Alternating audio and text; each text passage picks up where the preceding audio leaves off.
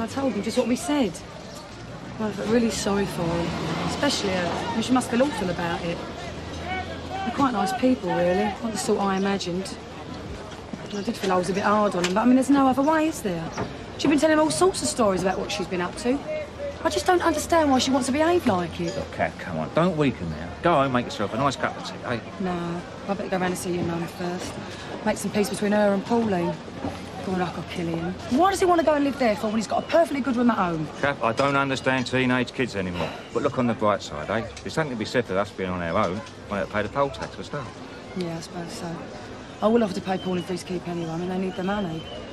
That's if he ends up there, and I reckon he will. Fair enough, as long as that boy stays at college. And by the way, I think I'll pick you up after you finish working the deck tonight. What for? Well, I thought we might pop up the club for an hour. I'm going to be done in by that time. Well, I can walk you home, can't I? And I should do it more often. I should be walking across that estate in the dark. Hello. All right. Gran feeling better? Well, she's gone to bed. She don't want to discuss it. Oh, that's all right then. No, it's not all right, Ian. Pauline and Arthur don't want you here, and I don't blame them. They deserve a bit of peace. I don't know what you're getting at me for. It weren't my idea, it was Gran's.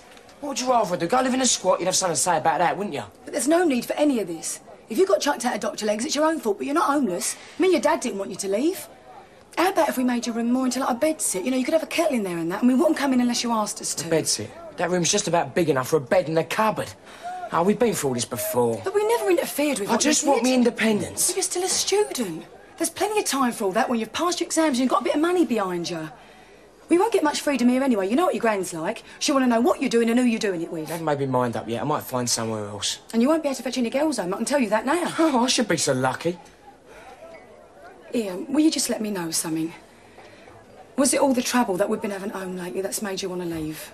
Because if it was, I'd rather you told me. I don't know what all the fuss is about. I'm going. I thought I saw you coming in. How did it go?